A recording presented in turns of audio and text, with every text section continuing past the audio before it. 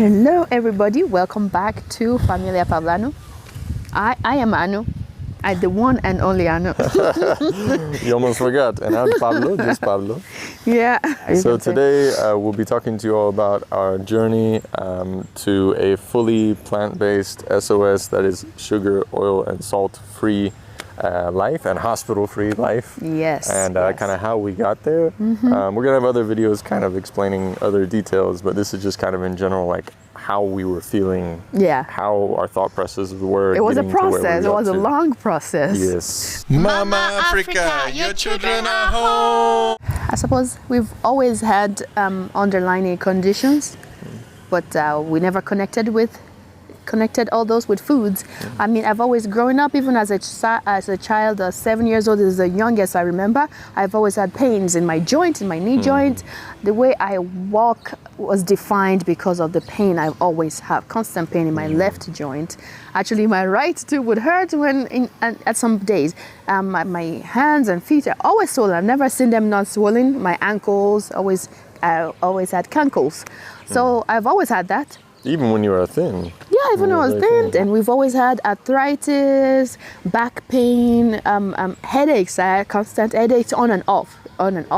I've always had, what else? Yeah, for me too. I mean, I had headaches on and off throughout childhood and teenage years and stuff. And, you know, in my family, it was just, things for your head. Yeah, any NSAIDs, Tylenol, things like that. Motrin. Yeah, we would have huge bottles of Motrin that people would just take from. Yeah, because we always thought, if you have pain, you just take medicine and it will go away. That's the end of it. You never ask the question, why am I having these pains? Right. So, and it's interesting. I thought that was just an American thing, where it's like, no, it's all over the world. I have pain. Let me get rid of the pain instead of why do I have that? No one. We never connected with food as well. So, and then. But what other things we had? So for me, I had also had a lot of joint pain. My knees, I always had problems with my knees as a kid. Like I wasn't very flexible. I wasn't able to squat. So like now I can squat easy, no pain at all. And here I'm, mid-30s? So it's a big difference. Right, and then me, I've always had glaucoma runs in my side of the family, and. So from childhood and then growing up, I've always had pains in my eyes, but we just thought, it's just part of life. You're living life, you have pains, and that's it. So not until I got to age 22, 23, when the pain was unbearable, was so bad, I went to the doctor and they said, your eye pressure was very high. And that's glaucoma, right? It's just a lot of high pressure in your eye that can eventually cause blindness. Yeah, cause blindness. Right. But I didn't know until I learned about my cousin in Nigeria who actually is blind from glaucoma at age 23 years old, a very young age. So I was getting to that age. I was at that age and the pain was so bad and I didn't know what to do. I just thought, you just live with it. Maybe I was too much stressed. That's why. And also a lot of my uncles are blind from glaucoma. And some of my aunties too have a lot of eye problems too. Some of them might need magnifying glass to see. So that's all in the background for me. So for me, I mean, I also had back pain pretty much every day. I would wake up, especially in my 20s and onward, like I had lower back pain every time I would wake up, and I'm like, it's my bed. The issue is my bed, and I would have to do stretches every morning because I would have pain in my back, pain in other areas of my body, and it was just, I just had to do stretches. I had to do exercise. I had to do all these things to just try to manage the pain. Right. But I also had, even just sleeping. If I slept funny, I would wake up with serious pain that would last for days. After that. Then we got married, and so we've all have our individual pain from childhood. Then we got married in our mid-20s. Then I got overweight very fast. I was pregnant, and we from ate all that food in Spain. And then we ate all of this kind of food because of my hormone and all my cravings was different, and I just want to eat maybe sushi all the time or That anything. first pregnancy was tough. It definitely, was tough. So on our nutrition. I gained a lot of weight and a lot of water weight, and this is what broke my knee. And then because of the stress on my body and the weight I gained, my knee was hurting that I couldn't even walk on it. So I went to the doctor and they said, no one told me you can connect the food you're eating with the kind of pains you're feeling in your body. Yeah. They just said, don't worry, when you give birth, it will go away. That's all they told me. Yeah, it will just go away. And then I gave birth. I have symptoms of diabetes. So my eyes was blurry. I couldn't see. Joints was hurting. And I have the diabetes shakes if I don't eat food, and I would just get the hunger, the shakes. And I thought, oh yeah, that's normal. Which is what I had my whole life too. Oh, wow. Don't really know why. Yeah, I just thought that was normal. You just have that because life, just part of life. So yeah, it was getting progressively worse. We go to the doctors. They would say, oh yeah, do you remember the eyes that was hurting? Yeah, it's still hurting. They said, yeah, the pressure is high. Let's just keep an eye on it. Screening. If you live in America, you know exactly what we're talking about. So if you go to a doctor, you'll hear 2 or 3 things. It'll be screening. They're going to talk about screening. They're going to talk about monitoring. Like just keep an eye on it. Right. And then medicine. And medicine to help the pain. Right. You'll get those 2 or 3 things. That's all. They always talk about screening, and they even talk about cancers and stuff. Oh, the best thing to do is screen. To catch it early. Catch it early. Right. Catch it early for what? So that you can inject me with stuff, so that you can put me through, chemo, so that you can do stuff like that. So the doctors, they told you nothing about food. Like they never talk about, hey, how's your nutrition going? Do you eat this? Do you eat that? Almost never. When they do, they say, oh, eat healthy foods. And very general. Like, and we're like, oh, okay, sure, I eat healthy. I'm not like those people who are big and overweight, Right. So I'm fine. They're not talking about me. So the doctor told me even if they did talk to us about food at that time, we would have been like, stupid, like, I ate healthy.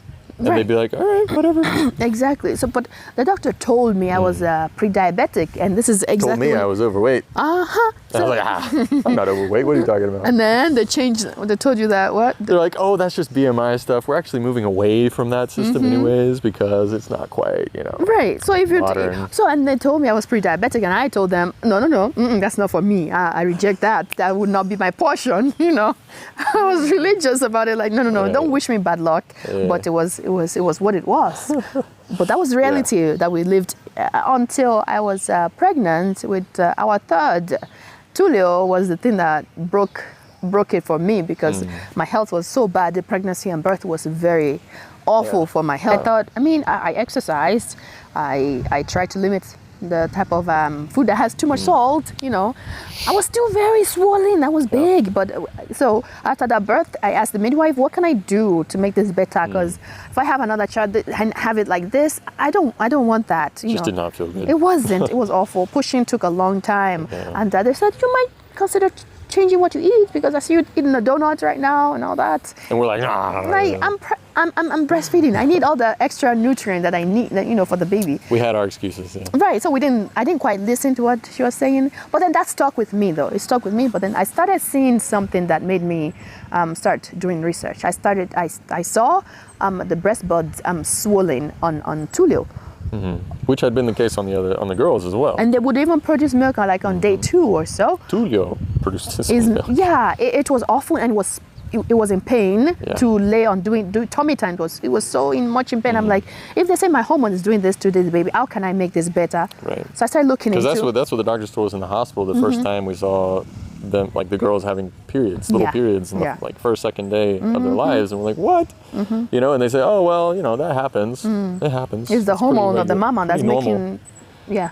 We're like, oh, is it's that a rush of estrogen in the mother. Yeah, blame the mother for it. So I started looking into this, and long story short, I started grabbing things in the fridge and tossing it out. And replacing things. And what did I replace first? And that was the milk and the dairy. Right. The milk, I replaced it, and I got organic milk. Right. But then I was reading more into it. And then you said something. And then during that time, so we were buying all this organic milk thinking that would be very better. expensive too, by the way. A grass-fed organic milk. Right. So it was expensive. Thinking that was going to be better and whatnot. And we're like, it's still a giant mammal. I had a thought about like dental health in particular, just because I was thinking about, what about about like the serfs, you know, back in the day in Middle Ages, like they were super healthy. All these poems about, oh, these women, they have all of their teeth and they're white, because most people didn't have all their teeth and they were black teeth, right? Especially the royals kings and the royals, kings, and they all had diabetes. I mean, improve our, you know, health. And I was like, wait, they're also very healthy people, and they ate meat like once a year for Christmas or something, for you holidays, know, like these very, very poor farmers and stuff, and they were super healthy. And they lived a long time. So I was like, what if we, and I had heard like TED Talks and stuff about eating meat like once a week and stuff, and how that really helped some of these people's bodies, and it stuck with me. Yeah. And so I was like, hey, what if we limit our meat intake? And you told me, and I was like, oh my gosh. You said, wait, what? And we, at this point, we ate meat with every single meal. I'm like, what? You said, stop meat? What are we going to replace that with? With, you're like, what, beans and lettuce. I'm like, oh, why? What is wrong with you? Like, yeah, well, I mean, the first thing, and Americans do think the same way. It's like, where will you get your protein? Right. Because that's such a big thing in popular culture in the US right now is protein, protein, protein. And I was like, well, beans, they've got lots of protein. I'm like, legumes. oh, wow. You're like, oh, that's like poor people stuff. Yeah, that that's struck the me. point. That struck me. So after that, and then I started looking into, wait, okay, this milk thing is not sustainable. And then and I was reading more into this, and it was combined with cereal. I'm like, cereal, sugar, and everything, it's got to go. Yeah, that was really tough. The milk thing was really tough for me because I had grown up with two parents who were both very heavy dairy people. We ended up getting rid of cereal pretty quickly because of sugar. Oh, the sugar. We learned there's a fast carb, and the milk has sugar, and then all of that combined was like, okay, we don't need this in our life. We grab all the ones in the cabinet, throw it out, and milk also. We're like, okay, let's at least start looking for alternatives. So we look for, and that's an important point, by the way. If you want to make changes, look for alternatives. Right. Plant-based alternatives. And be ready to be flexible. Right. Be flexible. Exactly. So so I'm like, okay, animal, go away. And then we switch to soya milk. Yeah. And then we would get that. And also we're a growing family. So we're seeing, and then also they have additives to it, and it's all this sugar and all this xanthan gums and all these additives. The preservatives, like on those boxes, all those coloring, all those cancer carcinogenic. But you knew that. Yeah. And that's the thing. That's the crazy part. I knew that from public health, but they told you if you live in America to be 70, good luck to you because you're gonna get cancer by then. So just live it. Know that it's gonna happen to you. That's the disclaimer to that knowledge. Exactly. So they just made me forget it. Just live your life. Forget about the cancer that's actually growing. It took 25 years to grow. So you got at least 25 years left on your life. You know, so if you're 25. To not be surprised when it just show up. Oh yeah, I just caught it. No, you didn't catch it. You know, it just grew over time. You caught the beaties. You caught the cancer. It's in the air. You know. So when the carton and the preservatives, I look in cartons. When I go to the market, I see I didn't buy those things. We started looking at ingredients more. Exactly. We started realizing how bad all this stuff we've been eating for years was. So we threw, and then the sugar we have in the house, we threw that out as well. So sugar was the first to go. Sugar with the milk as well as the cereals. So like when we're saying sugar, we mean any processed sugar was gone, right? Simple carbohydrates, so we couldn't add that to anything. As well as sugar, any type of, sugar. Anything that we knew had tons of sugar, like cereal, threw all those gone. things out. And then we're like, oh, let's replace it. I mean, we replaced the milk, and then we saw that it was so expensive even buy soya milk at the market. So we started making our own. We made a lot of soya milk. Because we were trying to replace, because we drank so much milk. So we did 8 quarts of soy milk. Right, that's true. And we did tofu as well. We did beans and tofu. We replaced our meat that we have stopped. We replaced with tofu and meat and beans. With sugar, we replaced it with the dried fruit, and we realized this was still causing us a lot of inflammation in our joint. It was still hurting. We have blurry eyes, headaches and stuff. So we were like, okay, maybe we need to find alternatives. So we started using fresh fruits in place of sugar. We'll do bananas in our in the oats that we added the soya. The one we did at home. Right, soya, we ate oatmeal, we ate other kinds of porridge in the morning. And boiled spelt. Right, things like that. Whole or blended or whatever. I did pancakes as well. I would do like sourdough type pancakes, things like that with all different kinds of grains that we could find. Because, by the way, when you're kind of transitioning to more plant-based food, suddenly your brain and everything starts opening up, and you're like, Right. there are so many grains out there. There are so many beans out there. There's so many different variety of yes. things that I had no idea in this world. Like, So, and then it comes to oil. We are realizing, oh gosh, what are we going to use to saute? so, And then we use okay, butter. Also, just so you know, when you're getting off of sugar, when you're getting off of like animal fat, stuff like that, dairy, you know, things that are like pure cholesterol, like butter, things like that, you end up, your body actually desires certain things. And so mine was like, gotta have oils. And so it did Yeah, a like little peanut plant-based butter oils. too, yeah. Lots of peanut butter. Lots of, even like in our porridge to replace butter, because I always grew up putting like pads of butter in the porridge. So I put like tons of coconut oil. God, what else did we put in there? Peanut butter. Peanut butter, right? Was a lot in oh there my gosh, too. I made that thing like a heart attack. Yeah, and then I was realizing, and then we use olive oil too to saute our onions before adding garbanzo beans and all that. And I'm realizing I'm having the same symptoms of when we used to have butter. Inflammation. You're just I'm tired, sluggish after you eat, and you didn't give you this energy that you were supposed to have right away. By the way, it's when like you finish bacon eating, and eggs, you know, exactly. just makes you sluggish. Yeah, so I'm like, what is going on? I suppose we've changed to the plant-based, but why am I still feeling sluggish? So we're now reading into oil is oil, no matter where you get it from. Palm oil, coconut oil, olive oil, and avocado oil. Get me the best oil in the world. It's still the same thing. Still processed. Oil you had processed. to break it out of its original packaging, you know. Yeah. So if but we won't go into that too much right now. Right. So then we realized, okay, let's switch to just go straight onto your body. In other words. and then we're sticking it. It's sticking on us a lot.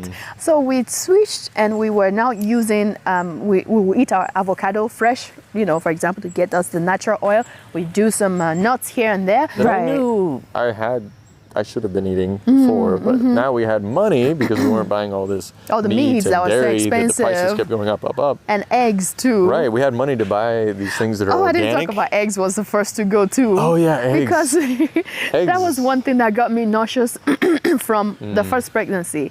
But then again, I said, oh, it's supposed to be good for you, so you tried it. I tried after giving birth. It's still a little nauseous, but you try to down it. Right, but, think about that. Like in pregnancy, why would pregnant women get nauseous when they see meats, when they see fish and eggs and dairy products? Dairy. Like, why do they get sick with those things? And why do the doctors or Google even say like, yeah, these things will make you sick, but by the way, you should eat them because it's good for pregnancy? No, it's not. It's like, as soon as I smell it, oh no. We even had makes me geese and nauseous. goose eggs too, which were very fishy. So that was first to go. So that was no problem for me. But then again, we made a lot of quiche. It was a problem for me. Quiche and all that. Right, it was a problem for me because I'd eaten eggs like crazy. I mean, we used to eat 7 or 8 eggs a day, like just for breakfast. Right. 7 or 8 eggs just for breakfast. Imagine the amount of cholesterol and stuff in there, and the hormones in there. So that was, but when we had to find a replacement for breakfast, so we did the cereal and the whole, and we're realizing if you do just oatmeal and all this, it gets goes, boring. And also it goes away fast. It goes through you, yeah. It goes through you fast, so that's why we had beans to it every meal, every breakfast. We would add beans. some legumes, to the porridge and stuff. You add some lentils, something like that. And then I was like, hey, what if we eat, was it some potatoes and stewed beans, things like that for breakfast? And you were like, breakfast? For breakfast. No. I can't imagine. I think it was like beata or something for breakfast. And you're like, what? But later on, we were able to do that, and then it was nice. So we realized, okay, oil is bad, and then we started doing the natural stuff. And then we started sauteing with nothing. We would put onion in the pot, let it saute as is. Yeah, because we're like, fry without oil. And then we said, oh, you fry with nothing, or with water, or put a little vinegar. And we are realizing that this fruit, onions, tomatoes, they have their natural oils, and you quickly learn to do that. Just saute with nothing. Just pour the onion, let it. And it keeps the flavor so much better. Right. Oh, so good. And washing up is so easy. So then the last to go was the salt. Oh gosh. Now let me tell you back my history is that we use a lot of salt. We didn't just use salt in food when I was growing up. We used the bouillon as well. So double the amount of salt. Maggi and Knorr. Royco and all of this stuff. So imagine double the amount of salt. I've always been having joint pain from young age. I thought that was normal part of life. So it was difficult for me to leave salt alone. It was so difficult. So I'm like, you know what? I'm reading about this. Maybe pure MSG is better. It's less salt. So I won't put much, just put some flavor in the food. So I switched from using salt in the cooking to using just pure MSG, Ajinomoto and all the pure MSG. Right, which is still sodium. It's just a little bit less sodium than salt. So then the amount we were adding in, it basically was the same as salt. So I did that, and I was realizing I was feeling the same symptoms. My eyes will start to hurt, and still very itchy and dry. Right, and joints will start to ache too. Which, by the way, salt and sugar, they give you the same type of inflammation. Your joint will start to ache. You have a water retention in your joint, and your eyes will start hypertension, blood pressure, and all of right, this stuff. Right, it constricts all the blood vessels and stuff because it pulls. You said it pulls water out of your cells, and then instead of the water to leave your body, it would go to your extremities. If water is being pulled out, where does that water go in your body? Right, you don't just pee it out. Right? It just swells under your skin. It swells in your joints too. It swells everything. So I replaced my MSG. It was still the same symptoms I was feeling. So I'm like, okay, maybe this is it. I need to stop. And also, because I stopped salt because I saw what it did to me in my pregnancy, my 4th avocado baby. When we switched to plant-based foods, I was still using some salt, and I realized I was swelling a little bit in the beginning there, so I stopped it. And then the swelling goes away, but I was still using MSG. The swelling was, and then I see that, okay, the swelling is still there. Okay, I need to stop completely. That was difficult to give up, but I did give it up, and I saw the difference in later on, like, oh my gosh, it's gonna be this good. And okay, when I gave it up, I gave salt up, and then I stopped the MSG. For the first time in my life, my eyes were as bright as daylight. Like you could see clearly. I remember coming to Palo. My eyes are clear. I can see. The inflammation it only took is not there. Like cutting out all added sodium. Yeah. The sugar was gone, oil was gone, and then we took salt and sodium and all of that. That was the last piece. Yes, and we just add a squeeze of lemon juice or maybe vinegar into the food. It was amazing. I've never had eyes so clear in my life, and I mean, I'm really trying to remember from my childhood. I've never had eyes this clear in my entire life. So even some doctors we talked to, they were like, wait, how do you not have salt? You have to have a flavor. Little bit for flavor. Like, oh wow, you don't even know what a little... You're not a nutritionist, you're a doctor. I got it. You don't know what a little bit would do for your body, how awful it is for your body. I mean, I know in America people always talk about, detox for a week, detox for a day, detox. Why do you need to detox? It's because you're putting toxins in your body, right? And so what our journey has been detoxing from everything and then slowly adding back and seeing what works and what doesn't. So like we can actually feel, and a lot of people are like, what? I put on salt and I can't feel anything. Yeah, that's because you're swollen, because you don't have nerves, because you're used to it. Yeah, because we see these things, but we cannot connect to that. This is salt that is doing this. Exactly, until you're out of it. Then you put a little bit of salt and you're like, oh God, my eyes are itching for the first time and forever. My eyes feel dry, my eyes are hurting, my joints are suddenly hurting me. Like, I've got bags under my eyes for the first time in a year. Exactly, and then it's because I ate salt the night before. Wake up the next morning and you got bags. Like we don't have those at all. Even our kids had bags under their eyes when they ate salt and oil. Little.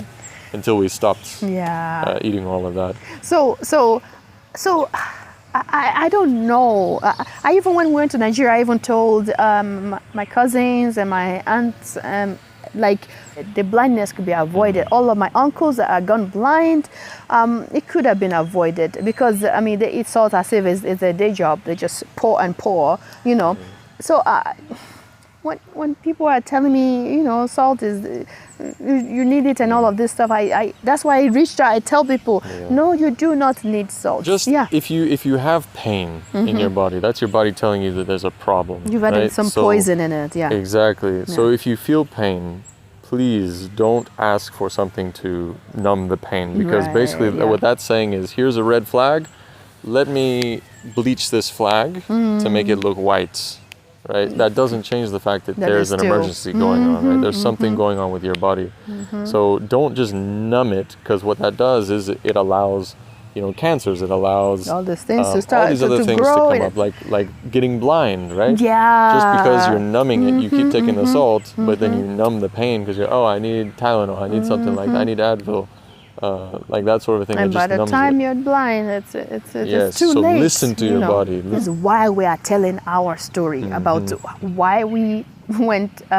We completely switched to transition over the years to salt, oil, sugar-free, plant-based foods because we were going down a terrible path towards basically dying like everyone in the stats in America. Like everyone in the statistics, you have a high chance of dying from all of these things that are avoidable. Yeah, right? All of these lifestyle diseases. Yes. It was getting towards that, and it's looking like, I mean, all our children were getting sick frequently. Yeah. It was just. They would be very overweight and in a lot of pain right now. We hope this can inspire you as well to start digging deeper. Start asking questions. What can I do to make this better for in my health, for my family?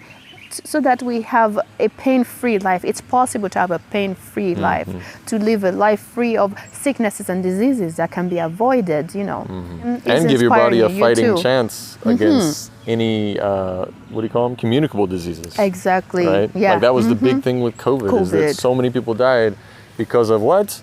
Underlying conditions. And what are those conditions? Lifestyle diseases, yes. right? Those overweight, diabetes, high blood pressure, all of these things that could have been avoided. Exactly. It all has to do with what you're eating. Yeah. It makes going to get groceries very easy and fast. We just get to the vegetable section, grab we already buy in bulk beans and legumes and all that. All so we those need are already was at home. Right. All we need is like weekly fruits and vegetables, something that You just go to the produce section. Grab the organic stuff, which usually in the past we'd be like, oh, that's too expensive, and it looks weird or it's small. No, like we just go there, buy all this organic stuff, and we know that we're investing in that versus saving up for hospitals in the future. Right? Because you either pay to hospitals or you buy fresh, healthy food. Right, that is our health insurance, the fresh, healthy, organic foods. Exactly. I mean, if you can grow it yourself, it's even better. We're hoping to, we're doing our own growth. That's our plan here in the Pearl of Africa. Exactly, growing our own foods to be self-sustaining like that. So if you have your health, you have everything, And remember, it's not a joke when people say health is wealth, right? Because even in the US, you see a lot of homeless people and you say, why are you homeless? Most of the time, it's because of medical bills that they couldn't pay. Yeah. They lost everything. Lost their and jobs they ended up on the because streets. Right. So no, health really is wealth. Right? So, and if you are sure that, for example, we don't go to the hospital anymore because we don't need to because we're not sick. We have malaria. Give them some fresh fruit, they're up and about, even though they have some fever, they have some low-grade fever, they might have it for a few days, they're still running, all these kids are still running around, they have energy, they eat fruits, they run, and they're healed the next day or so. We have wounds that heal as if it's magic. Our body is not like a healing machine, it's amazing, because everyone is afraid of they could be taken at any moment by these things. But it's what we're doing to ourselves. It's avoidable. The death of the early death and just sleeping, not waking anymore, it's avoidable because of what we eat. If we're eating all those poisons that's killing us, it's avoidable. We can change our lifestyle and we can see a better result, I showed my sister when one of the child scraped their knee and they're like, oh, that one looks like it's been there maybe 2 days. I'm like, no, that was just 1 hour ago. And they're amazed that, no, you're that's like, not true. What? Or they see our children. It's superhuman. Yeah, born SOS-free vegan baby. And they're like, this baby is big and healthy, toned. And they're like, yeah, this is what we eat is benefiting us 100%. So we're trying to share that with you guys. We're sharing all the tips and all of our journey. Maybe this could help you too towards and give you motivation, inspire you towards a healthier life.